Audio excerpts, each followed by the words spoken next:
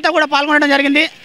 అందులో ముఖ్యంగా మన కూకట్పల్లి నుంచి వచ్చినటువంటి అమ్మోర్ హాస్పిటల్ వాళ్ళు కూడా ఈ స్వచ్ఛంద సంస్థకు సహాయ సహకారాలు కూడా అందించడం జరిగింది. ఎక్కడ కూకట్పల్లి సుమారుగా దాదాపు 30-40 కిలోమీటర్ల దూరం నుంచి కూడా ఈ అవగాహన, ఎందుకంటే ఈ హాస్పిటల్కు మరియు డ్రగ్స్కు అనుబంధంగా ఉంటుంది. ఎందుకంటే డ్రగ్స్ తీసుకొని గంజాయికి బానిసలు అవుతున్నారు.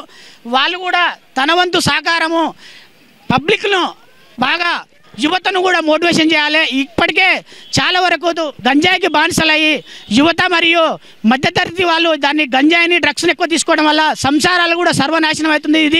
ఇది మద్యం కన్నా చాలా ఘోరమైన మత్తు పదార్థం ఇది. అది గుర్తుంచుకోవాలి. ఎందుకంటే తెలంగాణ సమాజం కానీ రాష్ట్రంలో కానీ ఎక్కడ కానీ ఇప్పుడు వివిధ గ్రామాలలో ఎక్కువ పాన్ షాపులలో అమ్ముతారని తెలుస్తుంది ఈ డ్రగ్స్ గంజాయి. మళ్ళీ అదేవిధంగా రెస్టారెంట్లలో బార్లలో కూడా దొరుకుతుందని తెలుస్తుంది. ఈ గంజాయిని మరియు డ్రగ్స్ను అరికట్టాలి. తెలంగాణ ప్రభుత్వం కూడా చాలా శ్రద్ధ వహించాలి. ఎక్కువ పోలీసు యంత్రాంగానికి తెలిసి ఉంటుంది ఎవరెవరు అమ్ముతున్నారు, ఎవరెవరు ఈ డ్రగ్స్ని సరఫరా చేస్తున్నారు అనేది వాళ్ళకి బాగా తెలుస్తుంది. ఎక్కడికెక్కడ అరికడితే ఈ సమాజము, తెలంగాణ సమాజంలో ఉన్నటువంటి యువత ఖరాబ్ కాకుండా మరి డ్రగ్స్కు బానిస గారు. అదేవిధంగా ఆన్లైన్ బెట్టింగ్ కూడా చాలా యువత దాదాపు 100 రూపాయలు 200 స్టార్ట్ చేసి వేలల్లో కోట్లలో నష్టపోయి ఇలా సంసారాలు సర్వనాశనం అవుతుంది. ఆత్మహత్యలు కూడా చేసుకోవడం జరుగుతుంది. ఈ ప్రముఖ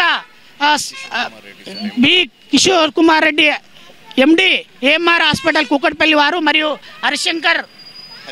హరిప్రసాద్ గౌడ్ గారి సహకారంతో తన వంతుగా ప్రజలకు మంచి చేయాలనే ఉద్దేశంతో పర్యావరణ పరిరక్షణ సమితికి సపోర్ట్ చేసుకుంటూ వాళ్ళ సహకారం చేయడం జరుగుతుంది. ఎల్లవేళగా వాళ్ళ సహకారం కూడా ఉండాలని కోరుకుంటూ జై పర్యావరణ పరిరక్షణ సమితి.